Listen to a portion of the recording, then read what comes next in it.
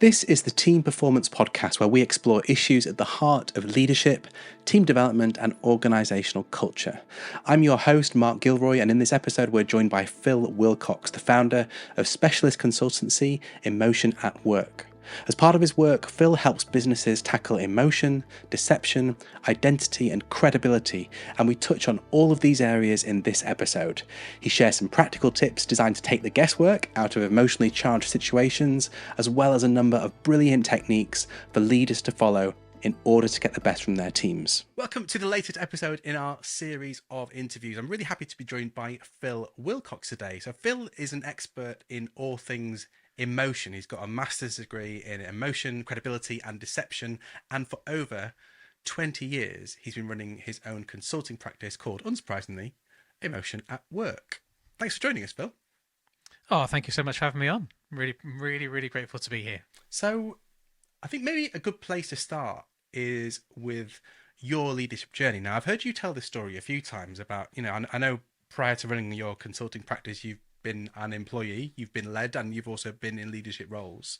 But can you say a little bit about your first experiences of leadership, whether positive or negative? So now you've got me wondering which story it is that you're referring to, because there's a few. So if I think about my kind of leadership for me as an individual, so the first experience of that for me was when I got promoted to being a training team leader. And I mean, it was a bit annoying because it was back in the day where, or maybe this still happens nowadays actually, but it was one of those things where, when somebody promotes you and then they call it a development opportunity. So you do the job but don't get paid for it. It was one of those. That was a little bit annoying. But anyway, sorry, I digress. So I was asked to, or I applied for and got promoted into this role of a training team leader. And when I got that promotion, one of my colleagues, one of my peers, one of the other training team leaders said, "Right, you've got to be different now, Phil. You're a leader now. You're a manager now. So there has to be this professional gap between you and the rest of your team. You can't carry on going to the pub with them at lunchtime. You can't socialise with them in the evenings. You've got to be different now. There's got to be this distance, this gap." And I was like, "Oh wow, really? That sounds a bit like." Don't know. I'm not sure I buy that, but I've never been a leader before. I've never been a manager before. So if that's what you're telling me it is, then that's what I'll do. So that's what I did, and it was exhausting. It was absolutely exhausting. There was an archway that I would walk through on the way into the office, and I felt like I went through a metamorphosis as I walked through it. Is that kind of, if you likened it to, I know both you and I are Marvel fans, so you got that bit in Infinity War where Tony Stark kind of double taps his chest and then this Iron Man suit kind of like encompasses him. So that was what it felt like in a way when I'd walk through this archway. It felt like I would go through this change as I walked in because I had to be different to how I would be kind of outside of work. And then about 6 months later, a member of my team was having a celebration. It was at their house for like a barbecue, and they were a few beers in. And they said to me, "You know what, when you got promoted, we were so happy. Finally, someone who gets it, somebody who understands what it's like to do the role that we're doing, who can make change and influence what's happening and make our lives easier. And then you've got your head stuck so far up your own arse. I just don't know how you see what's going on every day." And I was like, "What?" They said, "Yeah, you're just a bit of a dick." I was like, "I've never been described in that way in my life. Like, what's going on?" She said, "Well, you're just not who you used to be." And it just, I then just sat outside, kind of flabbergasted for the next I don't know how long. And then I made a decision the following Monday that I would come back in and just be me, and kind of try and do it my way. Because over that 6 months, I used to fall asleep on the bus on the way home because at the end of each day I was so tired, and I didn't know it then. And knowing what I know now, it's because I was putting on a front. I was putting on a front and pretending to be something or someone that I wasn't for 7-8 hours at a time. Because instinctively my gut would say, deal with this situation in this way, because that's what Phil would do. And then it was like, oh no, yeah, but you can't do that. Remember, got to be different now. So I need to be Phil the manager. And then I kind of be in a different way. So So my own, I guess, first personal experience of leadership was one of, um, yeah, tiring, exhausting to begin with, and then once I'd been told to take my head out my own arse, then it got a lot better, for me and for the team. I think it'd probably be fair to say. Yeah, it's weird that, isn't it? I speak to a lot of people who have been through that same completely fake metamorphosis, and it's almost been Mm, pushed at them of growing up with a group of people and growing into a role with a group of people who are your immediate kind of work family and support network, and then having to sort of make a decision which is about cutting all of that off. And then people complain about leadership being lonely when yeah, there really isn't any opportunity to connect with people on any kind of human personal level. It's really unfair and not really a great idea for anyone to do. But I can sympathise because I've been there too. I've been through that process of trying to have a bit of an identity crisis really, and go, do I need to be somebody different to this group of people who I've spent quite a lot of time with, and they've seen me falling out of pubs at 3 a.m. as well as in a professional setting as well. How does that reconcile itself? It's a really difficult thing to try and, because you can't reverse it, you can't unsee it, you can't unlive those experiences. So mm. having to kind of cut people off in that way, of course, it's going to feel really really weird for them. I'm interested to know what was the thing that happened. So when you put on your Iron Man suit and you walked into that space and behaved intentionally differently, what sort of things were you doing differently?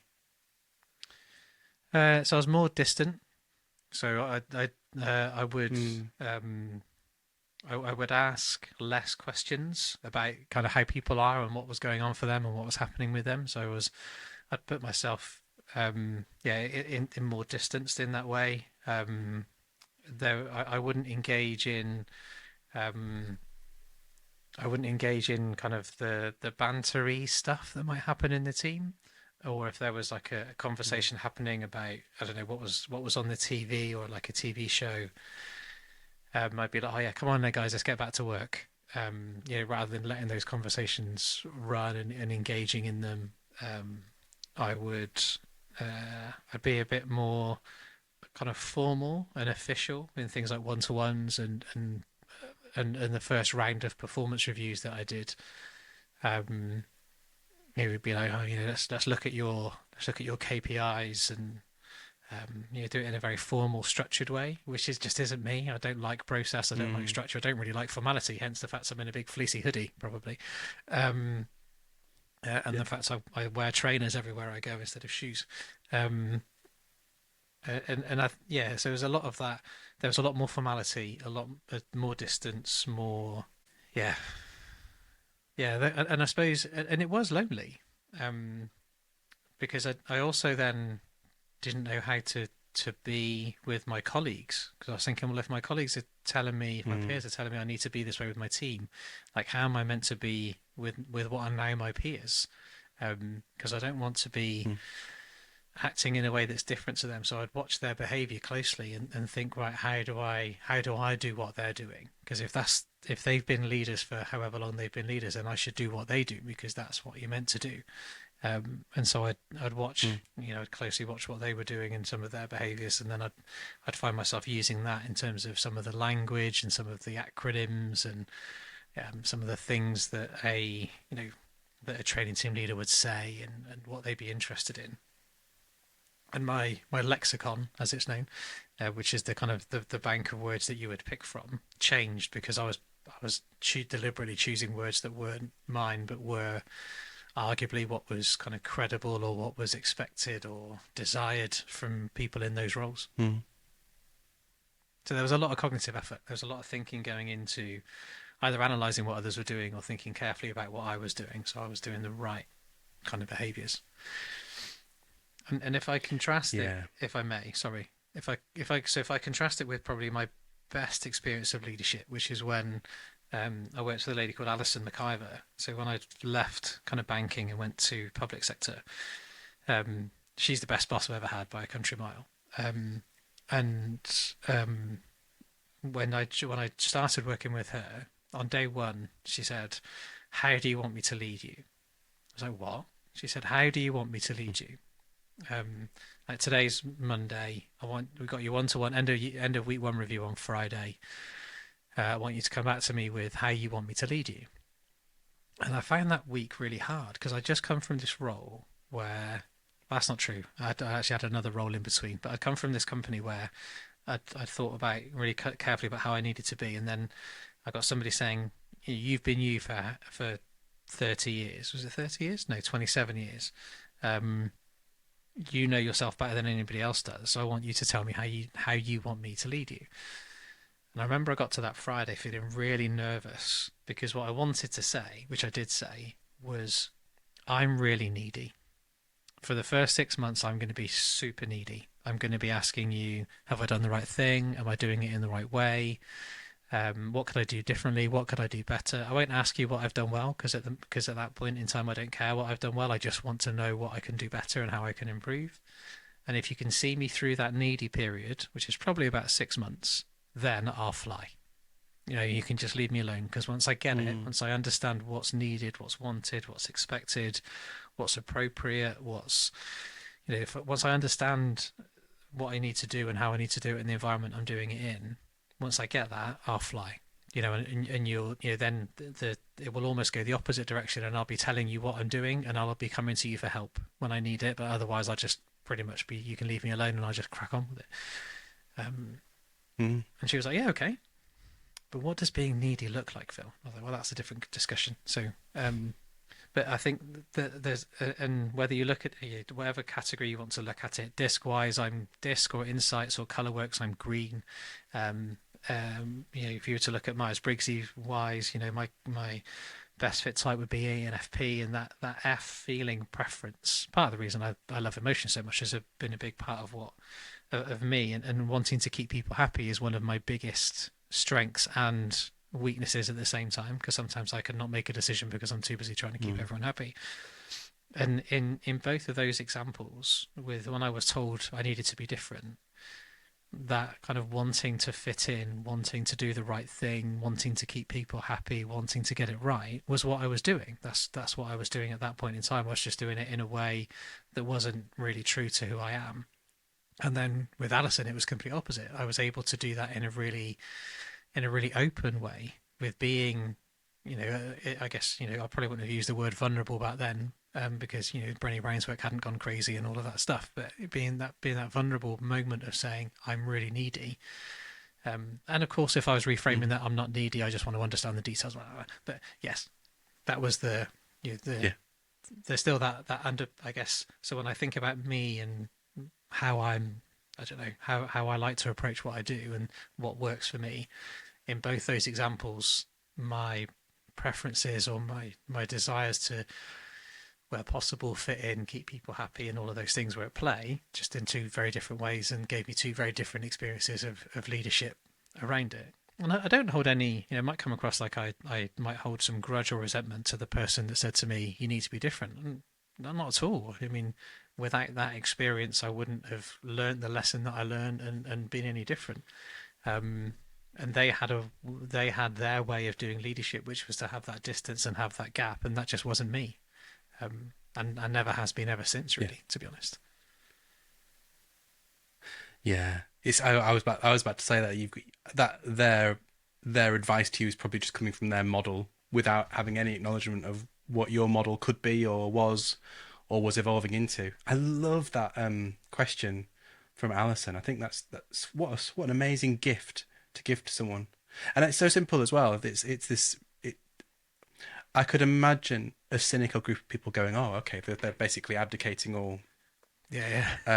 responsibility for leading people because they're asking people for a crib sheet." But why not? There's always, I think, in the same way that there's this sort of classic archetype of what good leadership looks like, which is all the things that you described. It's distant and it's aloof and it's serious, and it's about KPIs and metrics and being really distant about all of that stuff. And I think in some industries, I can see why that archetype works and why it's emerged and why it's become so prevalent. But it's a lot of trees have been shaken since then. and a lot of systems and models have been thrown out, which is a good thing. And one of them is this sort of this principle, I think, which is I think it's like a religious principle, but I certainly grew up with it. It's a phrase that's come up again and again in my sort of early development. I think I went to a religious school, and it used to come out quite a bit, and it emerges in a few different religions, called different things. But one of the things it's become known as is something called the Golden Rule. Okay. And again, it takes different forms, but in essence, it's that do unto others piece. In other words, you should treat other people the way you would want to be treated, which kind of makes sense up to a point, particularly for little ones. You kind of get little ones to try and be empathetic and think about, well, how would I want to be treated? Does that sense sit with me okay? But after a certain point, actually, that doesn't make any sense at all and becomes massively counterintuitive and possibly even damaging. How dare you assume how I would want to be treated based on your experience and your model of the world? Well, I guess what Alison's done there is sort of flipped that round and gone, treat other people how they want to be treated and ask them about it, so you can be really specific and intentional and accurate with it. And I think there's, I love that if more leaders did that. Yeah, and it's something that I've taken to all of the roles that I've had since then. Still something I used most recently. So when the most recent member of our team joined, a lady called Lizzie, asked her that question, so it's still something that I use to this day. And I remember I used to run like influencing and persuasion kind of masterclasses and workshops for people, and I would use that phrase in terms of treat other people how they want to be treated, because that's where the emphasis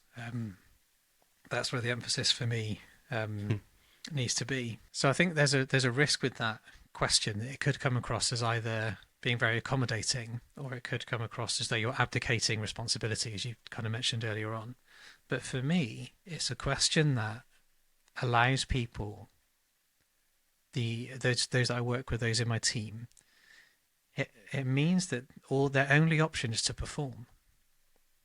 Because if I can say to someone, how do you want me to lead you? And they can say, I want you to do this. I want you to do these 5 things. I say, all right, I'll do these 5 things.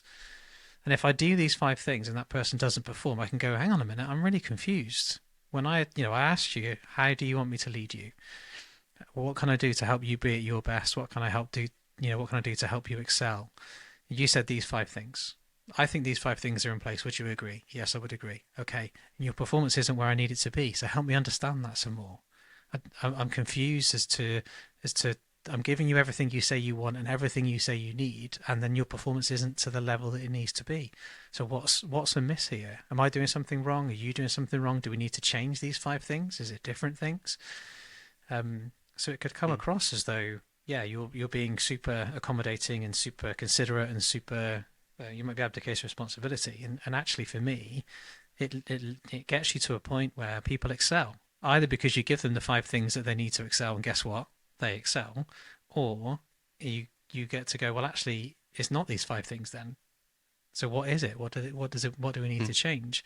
And if the outcome is performance isn't where you need it to be, if you were to then put your kind of HR hat on, you've got every piece of evidence you could possibly need to support underperformance or capability type processes or procedures that you could go with it. So I said, for me, it's not like a soft and fluffy thing. It's a hard and specific thing, because either someone excels or you have lots of evidence to say of all the things that you've put in place to help this person perform and they haven't been able to do so, and therefore you can talk about it from a capability perspective. So I'm doing ends of a spectrum, which might be a bit harsh because of course there's going to be areas in the middle. But for me, it makes those conversations so much easier. It gives us a really easy, transparent and clear way into a conversation to say, told me it was these 5 things. These 5 things are in place. It's not where we need it to be. What do we need to do about that then? Yeah. And on the flip side of that as well, talking from the team member, the employee's voice, you've got that sense of accountability on the leader's behalf of saying, there's a kind of agreement of sorts of, these are the things that you can do that will feed and water me and help grow and nurture our relationship. You haven't done some of those, and absolutely, look at what's happened as a result. Yep. Can we talk about how we can change that? And it makes it a much more, I like, you're right, it's a much more specific way of talking about issues that can sometimes become a bit abstract and a bit muddy and Mm. interwoven with a lot of emotional and personal stuff. Yeah. And I guess I probably, maybe I take it too far. I mean, I'd have to ask my team, but they haven't told me that I don't.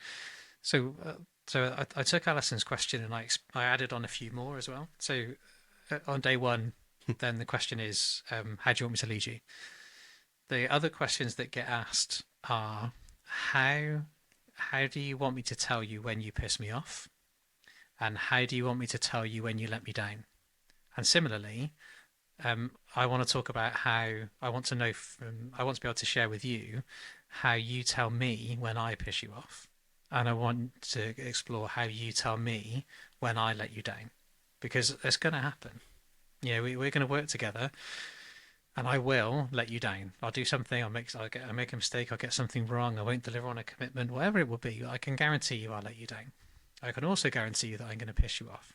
And what I'd love to do is agree now on day one or week one how we deal with that. How do we deal with, Mark's pissed me off?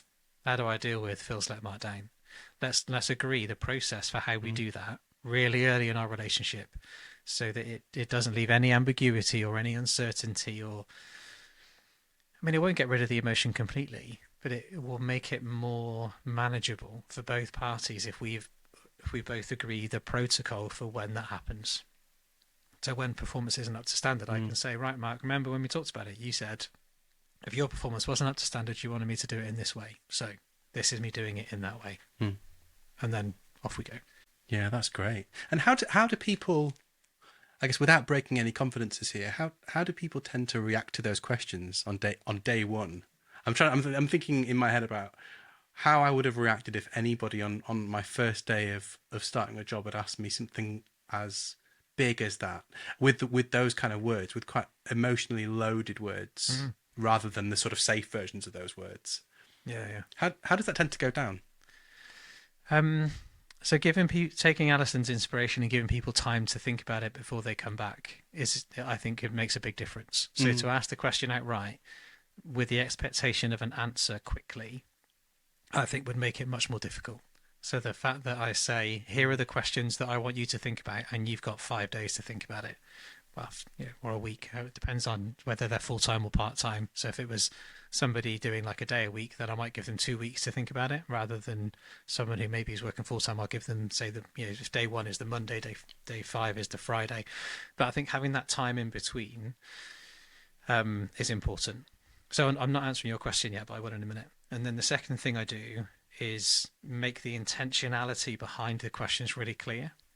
So part of the framing of those questions is to say, or is saying that we're going to work closely together. Especially in the current kind of guys, it's a fairly small team. So I want our relationship to be strong. I want our communication to be clear, and things that can get in the way of that would be assumptions or where you're not sure and you're having to guess in terms of the way that something happens or way that we go about doing something. And so what I've deliberately done is taken probably the most emotionally charged situations that we could get into. I've let you down, you've let me down. I've pissed you off, you've pissed me off. You're not performing, I'm not performing. And I want us to make those as safe and as safe as possible. I want us to feel as optimistic as we can about having that conversation when we get there, and I want us to feel confident about going into that conversation.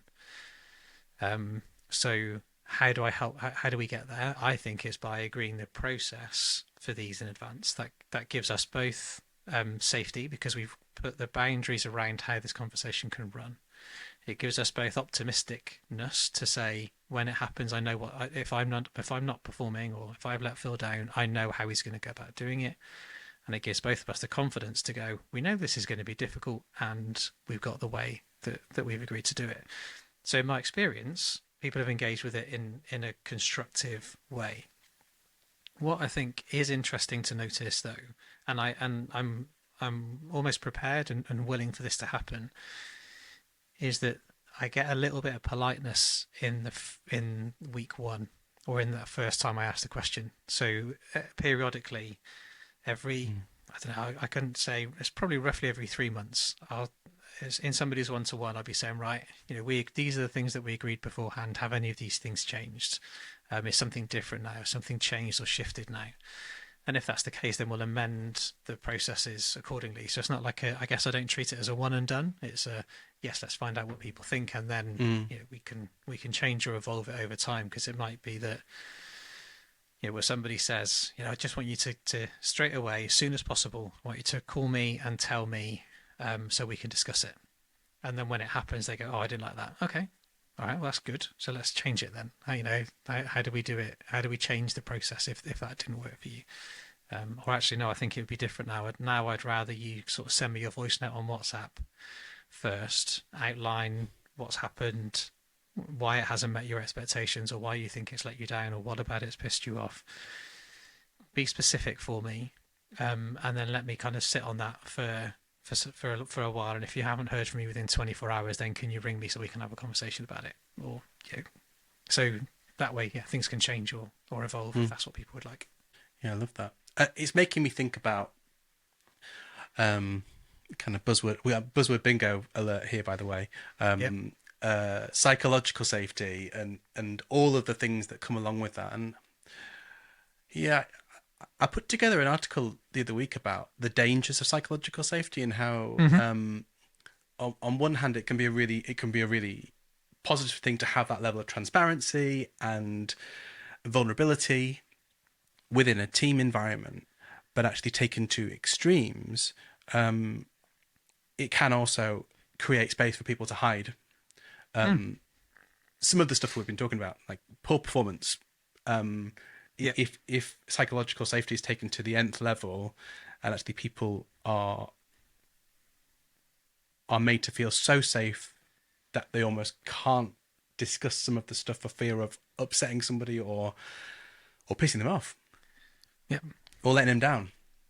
How does that how do you think about that sort of equilibrium and the balance that goes along with something like psychological safety? So I think it's so I agree with you, and I'm going to make a different comparison. I think it's so I have similar challenges with the notion of authenticity. So in principle, I support it wholeheartedly, and I've had a really good example, an experience from my past where I was being inauthentic, and also I'm in a place of privilege. So I'm a straight middle-aged white man, so in terms of me needing to, I don't know, moderate or adapt some of my inherent characteristics, I'm in a place of privilege where I don't tend to need to do that. And actually, my ability to get away with wearing a pair of trainers for every piece of work that I do, whether I'm in a big office in Canary Wharf or whether I'm on a construction site in Cumbria, it could be that because of my characteristics that allows me some privilege. So I guess I want to reference that and explicitly acknowledge that I'm aware of the privileges that I have and I hold. And I think authenticity taken to its extreme, it wouldn't work in the workplace, because the extent of that would be everything that I think and feel, I would express without filter. If I was being truly authentic, to myself and what I think and what I believe and what I stand for, then I would say what I think and feel without filter.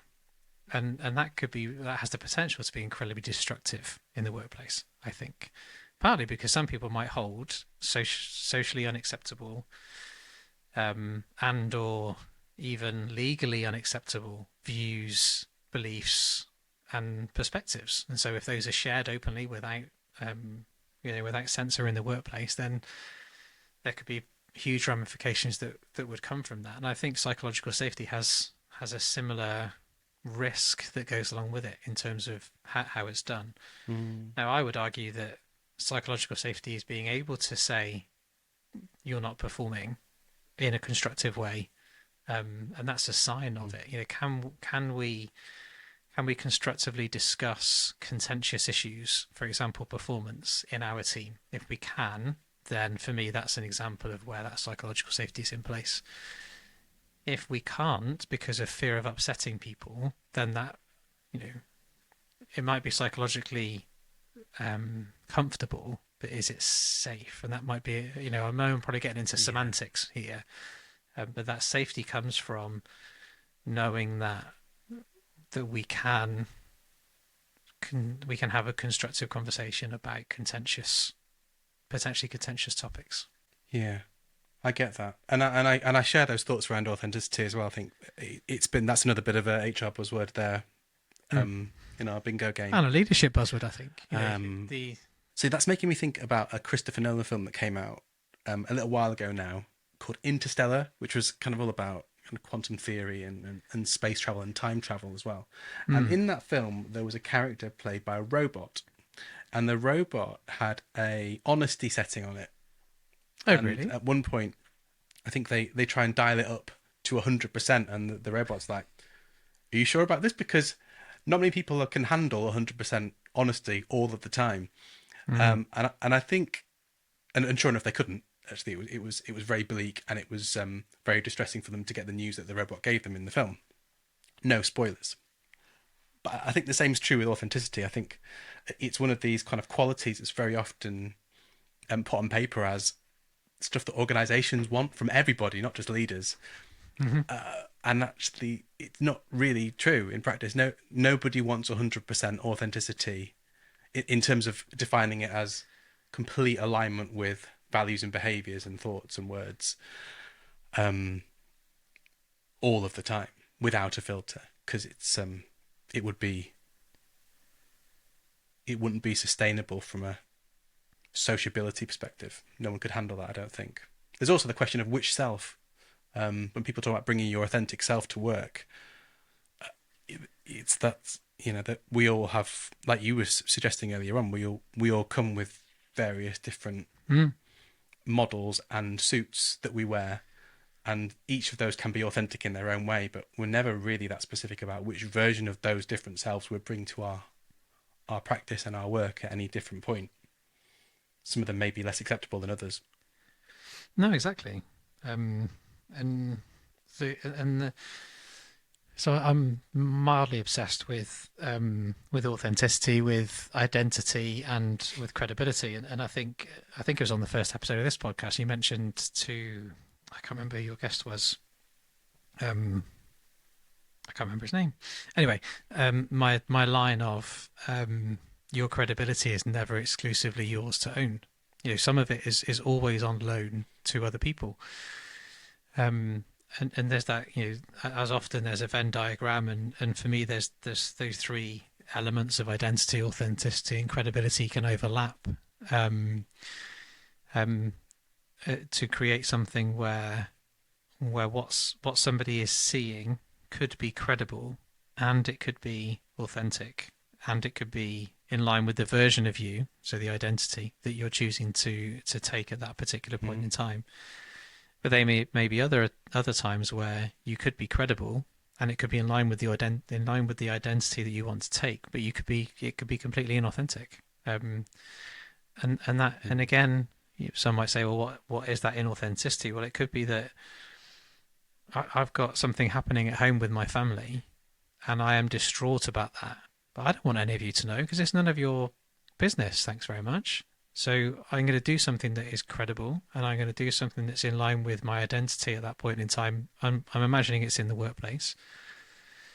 So I might turn up to a coaching session with a client with a load of stuff going on at home. I don't want my clients to know any of that, because it's none of their business. So when they ask me how I am, I say I'm fine, thanks. And then I am the coach, and I coach really well, and I do all of those things. I'm credible as the coach. And arguably I'm being incredibly inauthentic because I'm keeping those bits over there, and I think that's okay. Because it's I say often that context is everything. You know, what's the environment that we're in, who we're with, what we're trying to do, all of those things are absolutely vital to the version of me I want to bring, what's credible in that moment, and the extent to which I want to be authentic. I can't control my credibility, not exclusive anyway, because it's not wholly mine to own. Um, I have some control over which version of me I bring. I say I have some control because the environments that we're in can place identities onto people. So um, Mm. by being in a particular situation, it could place an identity or an expectation on you to behave in a particular way, even if you don't want it, even if you're not bringing it. And then the authenticity, well, that's all of your control. And it's okay to have all 100% of it or 0% of it, depending on the environment that you're in and the context that you're in. So, um, yeah, I don't think there's necessarily a point I want to make beyond, um, for me as a leader, thinking about whether it be across those three different dimensions or whether it be, you think about a different model if you want, but it's being, I think, intentional with it. I talk about with my team a lot. I talk about doing things deliberately and on purpose. So if we're going to do stuff, I don't want to do it by accident. If we're going to do it, I want us to do it deliberately, and I want to do it on purpose. Because if we are doing it deliberately and we're doing it on purpose, we've considered all of those things before we've entered into whatever it is that we're trying to do. We're not doing something, not doing something accidentally. We're doing it deliberately and on purpose. Um, yeah. Yeah, I love that. I love that. I love the idea of that Venn diagram, the three-way Venn diagram. I think it's a really useful thing for people who work in leadership development to hold in their heads when they're dealing with identity stuff. Because often coaching work is at its essence, it's identity work. People really struggling with either redefining their identity, shaping a new one, just living with their existing ones, and actually sometimes that sense of things aren't quite right, things don't feel aligned, is again quite nebulous and quite abstract for people to try and get a hold of. Whereas actually having that three-way overlap in mind could probably help clarify for people a lot of feelings around what isn't sitting right at the moment. I could definitely see that would be of real help and benefit for people. Thanks for sharing that, So, Phil. oh, you're welcome. It was interesting. I had just recently, with one of my coaching clients, we were talking about a situation that he's in. I was asking him to describe. We're talking about what's happening with his team, and I was asking him to describe typical situations for me. And he described a team meeting where he'll dedicate the first 5 to 7 minutes in terms of allowing people to kind of connect and see what they've been up to and those things. And I was like, interesting that you've defined it in a time way, but a time bound around it. I'm interested by that. So I said, well, tell me about we moved off different topics and we came back to that one. Or I brought him back to that one. So tell me a bit more about the way we begin a meeting. And he went into a bit more detail. I said, okay, so why do you do that? Like, what's your intent behind that? He said, well, people like it. Okay. So is the information that comes out from that discussion important to you? No. Do you care about it at all? No. People have told me that I've got to do it because it's an important thing to do, but I don't really care. I don't care what people did at the weekend. I don't really care what people are up to outside of work. I just want them to come in and get a good, do their work, do it well, do a good job, deliver the outcomes that I need them to deliver and go home again. But I do it because I know it needs to be done. And if I don't do it, then that disengages the team because they feel like I'm cold and distant and uncaring. And I'm all of those things. I was like, well, there's a good degree of self-awareness there. I think it's a good example where if by being inauthentic, he's being considerate of other people. So his authentic self would want to immediately dive into the detail, dive into the specifics, dive into the work packages and work tasks for that week. And I find it fascinating that in his choice of behavior, he's being inauthentic and being considerate of others at the same time. Yeah, I wonder if they know. I wonder if the rest of them know. I'm thinking about the feedback you had at the pub that time. I wonder if they know I that don't he's know, just going actually. through the It's a good motions question. for it. Yeah, yeah. I mean, the fact he puts a time band on it probably does, because he might get to 7 minutes, then he starts twitching and, um, trying to move the conversation on. Yeah. But that was what I discussed with him. What happens if it goes past 7 minutes? Oh, I don't really like it. Okay, what do you do with that then? Yeah. Yeah. I try and wrap it up. Okay. Or what if you did give it a bit of structure? What if you did say, we've got a lot of things to cover in this meeting, so therefore I've allocated somewhere between 5 and 10 minutes for us to have the opening check-in because they're important. So I said, instead of it being like this something that you're doing in a hidden way, let's do it with a bit more deliberateness, a bit more on purpose, and see where we go. Which I know isn't coaching, because technically I'm telling him what to do. Well, I'm giving him a different perspective on it, but yeah, it was still a useful thing, I think, for him. Yeah. It's reminded me of a client I used to work with who was within like the defense industry, and I would describe them in one word as formidable. I guess would be my one word summary. Formidable. I remember That's once a going great off for a word. meeting with them. Well, I see if it resonates in terms of the. I've got two stories to tell you about them. And actually, it was one of those things where had we agreed on this at the start, a little bit like your Mm. conversations with your team members, I would have been totally fine with it. But a couple of interactions I had with them in the early stages of our relationship just completely threw me off, and and kind of gave me a bit of a probably the wrong perception of them. So the first one was Okay. we were meeting up for the first time in person to agree the terms of a big contract, and because it was defense industry, it was all about you had to meet them at the gates and then you were escorted to a big Oh, of building, course. and Yeah, the yeah. escort probably took about I don't know maybe 5 or 10 minutes walk, and at which point my expectations were we'll have a little chat about the journey on the walk. We'll talk about the weather, usual British Mm. stuff. I'll ask about the family. We'll maybe have a hot drink, and then sit down and we'll get into the business of what we were there to discuss. And rather than that happening, in the kind of 5 minute walk over to the building that we took, we did the entire deal. Wow. Like she launched straight into the okay, so this is what I think we're getting done. How much is it going to cost me? What the timescale is going to be? And I was so thrown by it, but I was prepared for that conversation. I just wasn't prepared for it to happen then. Then, yeah. So we had all of that discussion. We did the deal. We then sat down, had a cup of tea, talked about the journey and the weather, and I was on my way with easily less than kind of 40 minutes. We went into a bit more detail, but in terms of the order and the sequence of what is quite an established conversation pattern, Mm. it just didn't go that way.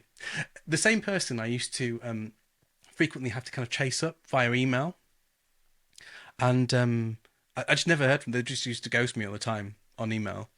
And I thought, like, listen, either I'm doing something wrong here, or they just don't like me, or they don't want to hear from me.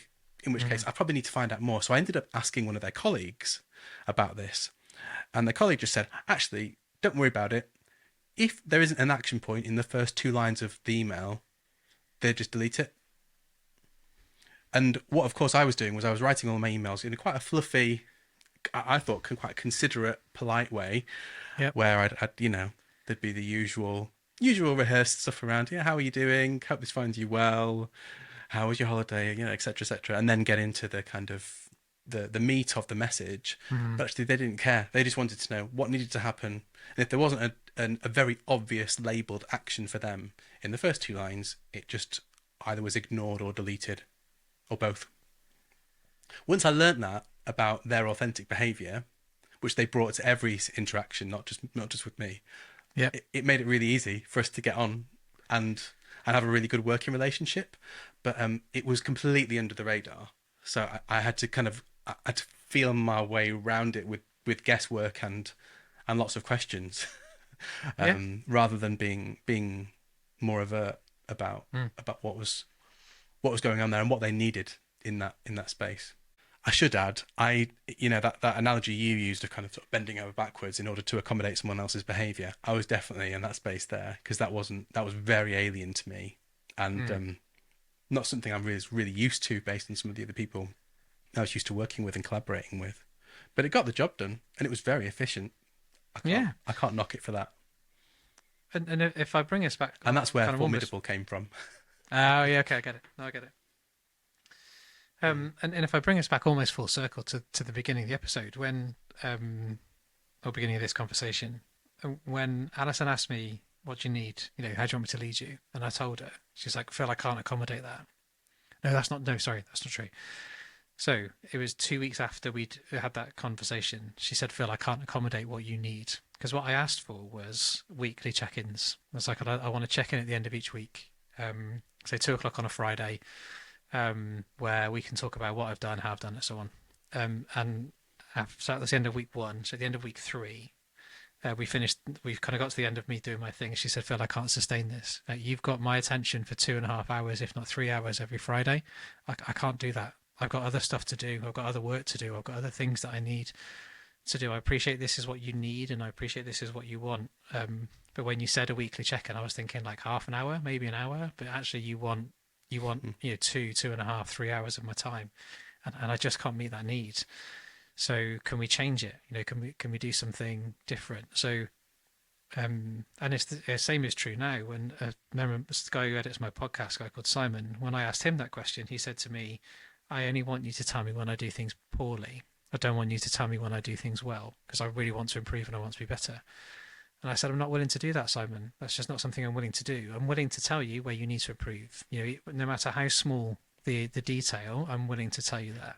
And I will also tell you where you do things well, because I'm not willing to only tell you where you need to be better. If we're going to do this, then I need to tell you when you do things well as well." So it is that classic kind of, I say classic, it's that contracting piece. So just because someone says they want something, you don't have to agree to it. It's about trying to find a way that explicitly and overtly between the two of you, where you agree what it is. So if somebody wants, in my example, 2.5, 3 hours of your time every Friday, and you can't do that, then they say, "Well, what could you get away with then?" So is it that length of time every other week, or is it a shorter time every week? Or you need to do more work beforehand, Phil. I need you to come better prepared to it, so that you're not outlining the situation to me in a long roundabout waffly way like you can do. I want you to be more succinct and more to the point, and give me the question that you want. So there's different ways that you can then go about it to give what it is. So when you ask the question, I suppose it could come across like you have to give somebody everything that they're asking for, and it's not about that. It's you can, if you can't deliver on that expectation, then say, "I can't deliver," and re-agree whatever it would be. Yeah, I'm glad you said that, because when you told that story, I was thinking about someone I met recently who told me that they have 70 people that report to them. I was thinking about how would that work for some, trying to contract that way with 70 people. But of course, it's about boundaries and expectations, and being really clear about them and redefining them if they need to be. Yeah. Absolutely. Thank you.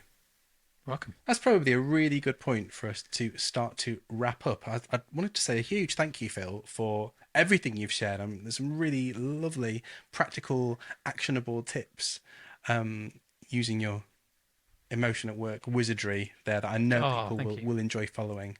Now, if people want to find out a bit more about what you do and who you work with and how you help them, how can they find you? Go to the website, which is emotionatwork.co.uk. If you're interested, I guess, in maybe a bit more about how we constructively harness emotions in the people, processes, and place of work, you could join the community. So that you can find that at community.emotionatwork.co.uk, and Mark will give you a link so you can put it into the show notes as well. But ultimately, for us, we're about, like restoring and revitalizing environments, whether they be workplaces or teams, where people can feel safe, they can feel optimistic, and they can feel confident about what it is that's coming, and what it is that's ahead. So yeah, and you can find me on LinkedIn as well. So Phil Willcox on LinkedIn, Willcox with 2 L's. And then you can also email me on phil@emotionatwork.co.uk. So lots of options for you. Lots of options indeed. Thank you again for joining us, Phil, and we'll see you next time on the podcast. Thank you. If you enjoyed this episode, please let us know by subscribing and leaving a review on your favourite podcast app. Meanwhile, if you're interested to learn more about how the PCS approach can help you explore leadership, performance, and culture within your business, get in touch with our team at performanceclimatesystem.com and we'll be happy to help. See you next time with another great guest.